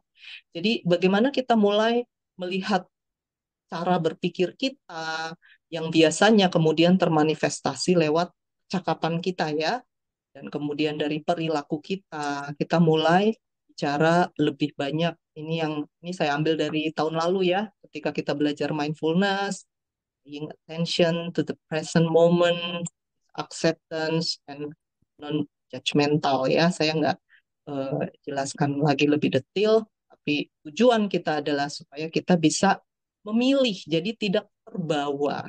Karena kalau kita tidak aware dengan ada emosi apa yang lagi kuat nih, atau ada pikiran apa, atau misalnya kita tadi kan latihan kita tadi itu kan menolong kita untuk melihat kita cukup fleksibel nggak sih untuk bergerak dari struktur kepribadian itu. Kapan aku butuh jadi adult? Kapan aku butuh jadi parent? Kapan aku butuh jadi child gitu ya. Nah itu kan butuh kemampuan kita untuk aware. Apa nih yang sekarang sedang terjadi? Mengenali emosi kita dan kemudian kita bisa berjarak dari emosi kita dan dari pikiran kita sehingga kita bisa memilih dan bukan stuck di dalam emosi. Kalau kita udah stuck di emosi kita terbawa gitu ya. Tetapi kemampuan kita untuk kemudian bisa aware ya. Ini minggu depan sih bulan depan kita bahas tentang emosi ya. Kita bisa lihat lagi walaupun memang tidak sedetil yang tahun lalu, tapi saya rasa ini penting ya, tetap kita lihat. Ini berapa ya sekarang? Sedikit lagi ya. Ini film sih sebenarnya hanya untuk menunjukkan aspek percakapan. Kita lihat ya. Oh, no, sorry. It's not for everybody. It tastes like perfume to me. That's why we make 28 flavors. Can I get a scoop of chocolate? Really? I don't like it. There's no chance you're trying to embarrass me. You're right. I'm sorry. It's so delicious.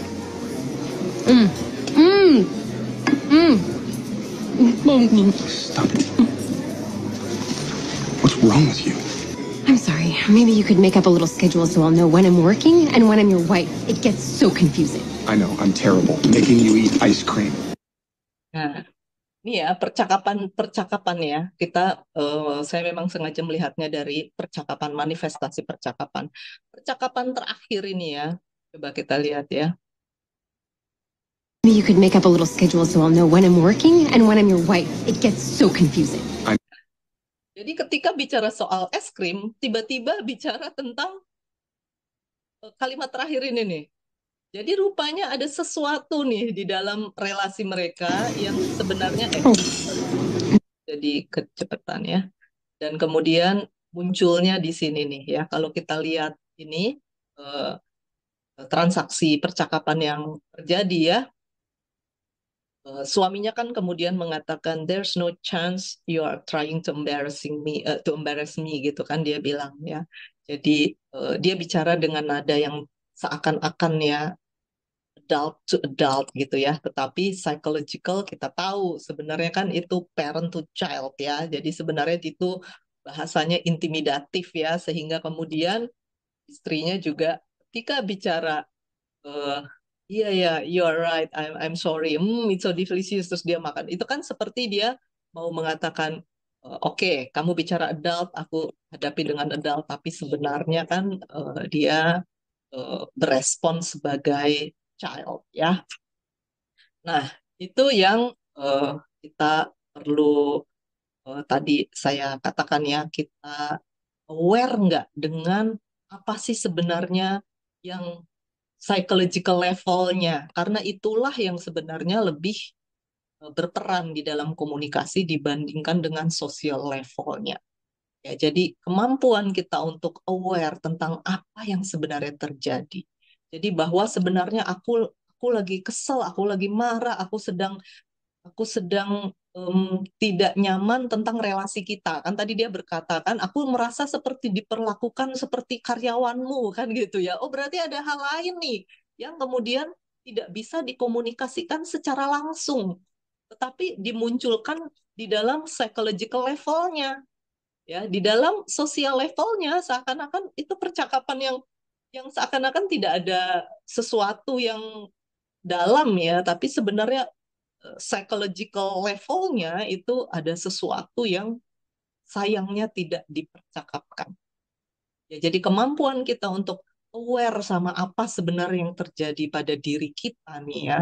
Ada apa, emosiku sedang seperti apa, yang sebenarnya sedang aku pikirkan apa. Lalu kemampuan kita untuk kemudian memilih nih apa nih. Aku harus bicara adult to adult atau apa nih yang sebenarnya ya. Jadi ketika ini adult to adultnya bicara es krim, sebenarnya kan bukan itu yang perlu mereka cakapkan. Ya, adult to adultnya bukan itu sebenarnya kan. Ternyata ada masalah lain yang harus dipercakapkan. Ketidakmampuan kita untuk bicara secara langsung ya. Jadi kita muter-muter atau kita pasif agresif, hal-hal seperti itu yang kita perlu sadari ya di dalam manifestasi percakapan atau interaksi kita sehari-hari. Ya, kemampuan kita untuk menyadari itu, itulah yang akan menolong kita untuk tidak terjebak ya di dalam emosi kita atau dengan pikiran kita, sehingga kita bisa menjadi ya seperti orang dewasa yang seharusnya gitu ya. Terutama kalau kita bicara secara umum, modul kita tahun ini adalah di dalam peran kita sebagai orang tua. Ya, ini percakapan selanjutnya ya. Oke. Nah, itu tadi yang pertama ya, bagaimana kita memperkuat adult state ego kita ya. Nah, tentang bagaimana kita kemudian memperkuat nurturing parent, maka kita perlu membangun new parent ya di dalam kepribadian kita. Jadi itu misal contoh, kalau teori ini menggambarkan di dalam diri kita ada figur parent ya. Untuk parent itu ada ibu, ada ayah, ada figur lain. Mungkin guru, mungkin oma, opa, eyang, misal atau om kita, atau ada pembina di salah satu organisasi kah, di kerohanian atau apapun gitu ya. Maka bagaimana kita memperkuat sekarang berarti kita perlu kira-kira tetap, karena ibu, ayah, figur lain di masa lalu itu kan nggak bisa kita ubah ya, karena mereka sudah ada di dalam diri kita ya, jejaknya nggak bisa kita hapus. Jadi mereka tentu saja tetap berperan, tetapi kita bisa memasukkan apa nih, new parent ya. Entah kita kemudian punya mentor kah, atau cara berpikir kita yang kemudian kita ubah ya. Makanya bicara self reparenting itu ya. Bagaimana kita kemudian menyadari apa nih yang struktur apa nih dalam kepribadianku yang terlalu dominan yang perlu aku asuh gitu ya, seperti tadi ya, misalnya kita perkuat ego state kita, atau kita perkuat ini lebih banyak kosakata tentang nurturing parent gitu ya, kita lebih banyak mengasuh diri kita ya. Misalnya kita membayangkan ya seperti ini, eh, bagaimana aku akan menjadi berbeda bila aku memiliki orang tua yang ideal saat aku kecil. Ini kita nggak bicara orang tua yang sempurna ya kan, nggak ada yang sempurna, tetapi kita bicara tentang sesuatu yang konsisten dan sejalan dengan tahap perkembangan yang kita butuhkan. Nah, kira-kira seperti itu. Bagaimana aku akan menjadi berbeda? Dan kemudian kita mulai memikirkan seperti apa ya orang tua yang ideal itu ya. Jadi ketika kita mulai misalnya dengan mudah mengkritik diri sendiri, nah coba kita bayangkan kalau aku yang menjadi orang tua dari aku yang sekarang ini, ketika aspek child diri kita ini nih muncul ya, yang adaptif, yang gampang menyerah misalnya begitu ya, atau yang banyak memberontak, atau apa, yang banyak kritik, rasa bersalah apa, bagaimana aku bisa menjadi sosok yang kemudian mengasuh. Ya kan kita udah banyak belajar ya, mungkin jauh lebih banyak dibanding orang tua kita dulu ya, yang di dalam upaya mereka menjadi orang tua yang baik, ternyata banyak aspek yang mungkin mereka nggak pahami gitu ya. Kemudian akhirnya menghadirkan fiksasi-fiksasi tertentu gitu. Nah, yang ketiga, strengthen natural child. Ini waktu saya waktu ke Garut, ini di mana ya ini ya, saya juga lupa. Oh, di Magelang kah atau Salatiga gitu. Ini saya lagi naik ada satu gunung kecil sih, cuman berapa ya?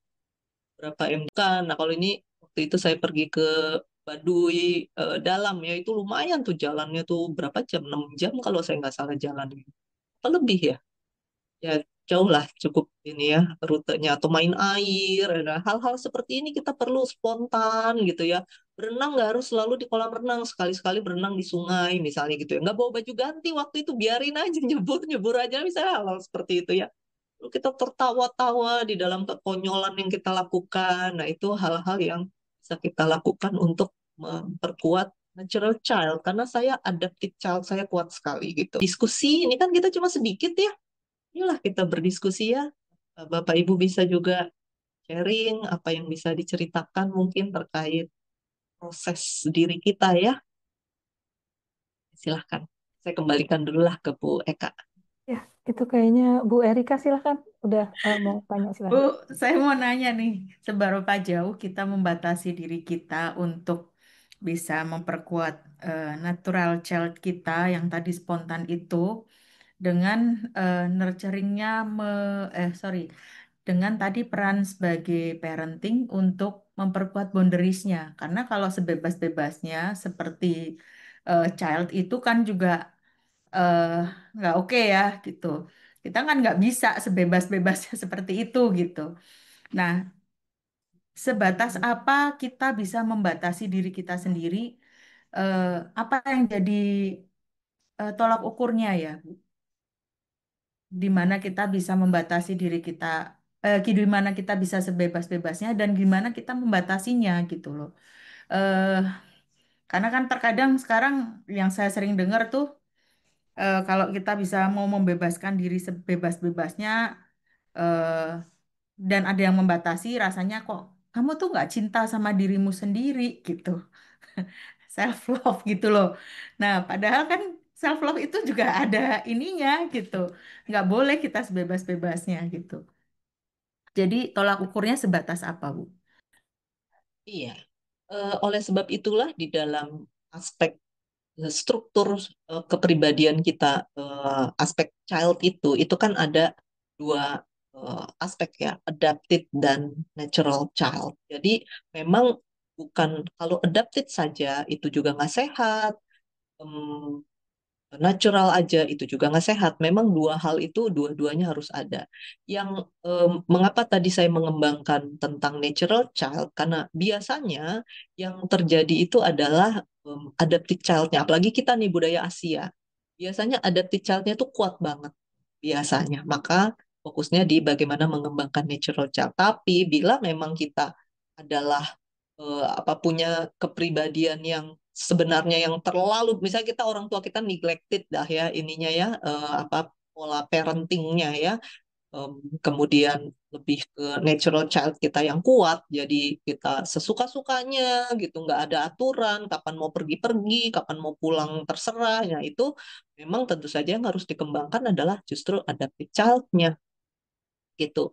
Nah, bagaimana? Berarti kita harus mengembangkan aspek em, apa juga orang tua yang controlling itu tuh, yang bagaimana kita kemudian kalau kita melakukan self reparenting, bagaimana kemudian kita mengontrol mengendalikan diri kita. Batas-batasnya apa ya? Norma-norma sosial, kemudian peran kita nih ya, misalnya kita sudah jadi seorang ibu, kita udah jadi seorang istri, kan itu batas-batasnya. Misalnya batas-batas keuangan yang wajar, misalnya seperti itu kan, yang kemudian kita butuhkan untuk memberi batasannya. Kalau kita adalah orang yang mementingkan aspek-aspek spiritual, berarti mungkin batasan-batasan ajaran agama, hal seperti itu juga bisa jadi batasnya. Gitu mungkin, Bu Erika. Ya, berarti memang semua itu tergantung dari diri kita sendiri ketika mau reparenting ini mana yang sudah kuat ya, Bu. Ya, Aspek mana yang sudah kuat ya. Ya, iya, kira-kira begitu. terima kasih, Bu. Terima kasih. Silakan yang lain kalau mau bertanya. Saya kok sempat kepikiran ya ibu-ibu ya. Untuk memahami semua yang disampaikan Ibu Agape, kemudian merefleksikan pada diri sendiri, itu saja saya kira butuh kesadaran dan penalaran yang baik untuk bisa menginvestigasi diri sendiri. Di situ saya tuh tadi sempat kepikiran gini, kasihan ya, kalau untuk orang-orang yang mungkin penalarannya kurang baik, kemampuan berpikirnya kurang baik, kayaknya kalau terjadi kerusakan di masa lalu, untuk melakukan self reparenting ataupun reparenting kok sepertinya kok jadi semakin sulit sekali gitu ya. Kayaknya untuk yang bisa melakukan ini dengan efektif ya ya itu perlu perlu kemampuan penalaran, berpikir dan kesadaran yang baik. Begitu ya Bu Agape ya. Kira-kira begitu. Maka kita perlu punya ya modal yang cukup lah ya.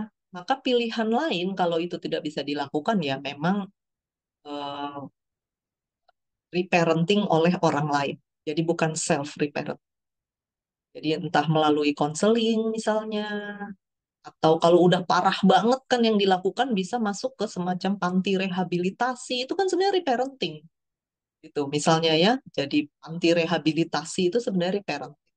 Jadi misal anak yang natural child-nya terlalu kuat gitu kan, jadi seenak nggak mau, kan ada orang tua yang anak mau sekolah mau nggak terserah gitu kan, mau pulang mau nggak terserah gitu, akhirnya masuk ke dalam pergaulan yang macem-macem, jadi misalnya kecanduan narkoba atau apa gitu ya, sehingga akhirnya kemudian masuk ke panti rehab. Nah itu kan sebenarnya reparenting, karena di situ semua struktur yang ada dikasih diajarin lagi struktur dari awal gitu kan, bahwa ini harus ada jam untuk ini, ada untuk ini, harus latihan menahan diri lah. Nah, itu kan semua sebenarnya parenting. Tetapi tidak mampu melakukannya sendirian. Jadi butuh orang lain yang melakukan. Konseling itu juga reparenting. Hanya dia tidak inpatient ya, tidak. Jadi istilah itu kan outpatient, jadi bukan yang tinggal di dalam. Jadi hanya beberapa jam, lalu struktur yang kita pelajari di atau kalau kita mau bicara reparenting berarti aspek-aspek reparenting yang kita pelajari di sesi konseling selama 1 jam itu bagaimana kemudian itu kita terapkan di dalam eh, diri kita. Nah, tetapi kan namanya juga seperti yang tadi Bapak bilang, nggak semua orang mampu melakukan. Oleh sebab itulah yang namanya konseling nggak bisa 1 sesi kan. Kita perlu ketemu lagi untuk kemudian dicek lagi apa yang kemarin diajarin bisa diterapkan atau enggak dan lain-lain. Nah, itu kan sebenarnya semua itu reparenting.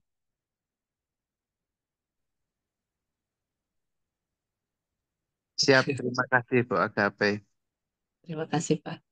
Bu, mau nanya, Bu. Bu Silakan, Bu. Agape mau nanya, kalau untuk reparenting ini ya Bu, itu sampai umur berapa ya Bu? Maksudnya gini, kalau kita kan misalnya seumuran kita bisa melakukan reparenting ke kita ataupun kita juga bisa membantu orang lain ya Bu ya.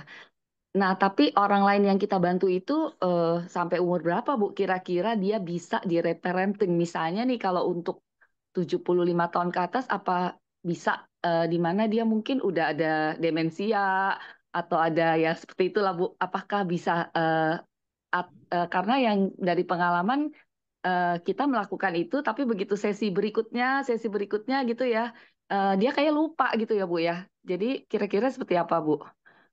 Kalau yang saya pahami ya tentang aspek itu ya, setidak-tidaknya yang dia nggak lupakan tuh ininya nih, afeksinya. Jadi memang kalau sudah usia tertentu, memang kita lebih ke memaintain sih ya. Dan kemudian ya memang nggak ada sesuatu yang, apalagi kalau udah ada masalah-masalah demensia seperti itu ya. Tetapi afeksinya, jadi maksudnya dia nggak inget pun kita siapa, tapi bahwa kita tersenyum, bahwa kita menemani, bahwa kita bercakap-cakap, bahwa kita menerima apa adanya, itu kan sesuatu yang kemudian jadi pengalaman pengalaman ya, pengalaman entah pengalaman baru atau pengalaman yang memperkuat ya, itu kan saya pengasuhan. Itu kan saya pengasuhan yang kita berikan. Jadi memang target kita untuk apa istilahnya tuh ya, untuk para senior lah gitu ya. Untuk target kita kan memang berbeda dengan kalau misalnya masih di usia-usia produktif atau at least yang masih sehat lah ya, masih bisa karena apa? Itu kan ada aspek demensia ya yang mempersulit ya. Tapi kalau usia 60 tahun itu kan masih ingatannya masih baik, masih masih berfungsi, bahkan sampai 70 tahun pun juga masih ada, maka kita masih bisa sih melakukan apa ya, misalnya selama ini relasi kita kurang baik, tapi kita memberikan pengasuhan yang berbeda dalam bentuk relasi yang berbeda, ketika kita lebih banyak accept misalnya, dan bukannya mestinya kan aduh mami tuh udah tua udah ini mestinya kan mami di rumah aja nah misalnya kayak begitu ya itu kan jadi tetap sama tuh polanya tuh dengan apa yang terjadi sebelumnya di dalam pengasuhan dia ke kita mungkin ya tapi kemudian ketika kita banyak menerima kita banyak tersenyum nah itu kan memberikan pengalaman relasi yang baru ya yang mungkin akan memberikan kesan yang berbeda, menolong memulihkan sesuatu mungkin ya kita juga nggak tahu ya yang sedang terproseskan kira-kira begitu. Oke, thank you Bu. Terima kasih. Bu, gimana caranya kita apa ya mengingatkan atau menyadarkan misalnya lah rekan kerja kita yang selalu jadi child mulu. Kan kita nggak mungkin jadi parent terus juga kan. Gimana caranya tuh supaya dia bisa lebih menyadari untuk bisa kita adult to adult gitu. Ya, em, kita berperan sebagai adult sih, mengundang dia menjadi adult. Jadi Hmm. kita mengundang dia untuk misal apa aspeknya, untuk tanggung jawab. Nah, tetapi hati-hati kita kemudian bisa jadi tidak jadi adult, lalu kita jadi parent. Heran makanya ya. Nah, itu. Jadi awareness kita tentang emosi kita sendiri, tentang apa nih kita lagi perlu bergerak di mana gitu ya. Seperti tadi percakapan itu kan, ketika kita jadi adult, ternyata dia jadi child nih. Nah, gimana kita mengasuh dia dulu sampai dia kemudian nyaman, kemudian kita mengundang dia balik jadi adult. Nah, itu kan tadi ada contohnya, nah misalnya kayak begitu. Nah, cuman biasanya tuh kalau apalagi tempat kerja kan, itu Ya, biasanya kita kalau udah pendekatannya ya pendekatan kekuasaan mungkin ya. Nah, ya, itu biasanya ada aspek-aspek lain sih ya ya. yang agak sedikit berbeda ya dengan Hmm. aspek parenting misalnya dengan keluarga. Iya, kan rada capek juga ya Bu kalau harus parenting karyawan gitu. Sebenarnya sangat tergantung tujuan kita sih. Sangat tergantung. Salah satu tempat yang dulu saya pernah kerja ya, ketika saya masuk. Jadi saya dulu dari sebuah konteks ya apa perusahaan yang bisnis oriented biasa lah sekuler gitu pekerjaan sekuler lalu saya masuk ke sebuah pekerjaan yang lebih sifatnya sosial gitu Hmm. kemudian saya kaget waktu itu melihat staf-stafnya pada, ya namanya juga kita kalau biasa kerja profesional gitu kan, pasti ada target tertentu, ada standar kerja tertentu, etika kerja, semua itu kan kita udah tahu ya. Jadi begitu masuk ke situ, "Loh, kok gini banget ya, bikin report jelek, apa ininya, wah pokoknya." Jadi saya komplain tuh ke pimpinan waktu itu, saya bilang, "Ini kenapa ini kok dipertahankan cara kerjanya gini ya?" Nah, lalu pimpinan itu mengatakan, "Kita itu kan harus membina orang, gitu. Salah satu yang membedakan kita itu kan adalah membina orang, gitu. Kalau kita mau pendekatannya cuma manajemen, ya itu apa bedanya dengan Mhm. industri sekuler?" Kan dia bilang begitu. Karena Mhm. memang tujuan kita, nah dia ngomong begitu tuh. Waktu itu sih saya, walaupun iya saya kesel juga gitu, saya nggak terima sebenarnya. Tapi kemudian setelah sekian lama saya mulai belajar gitu ya di situ ya.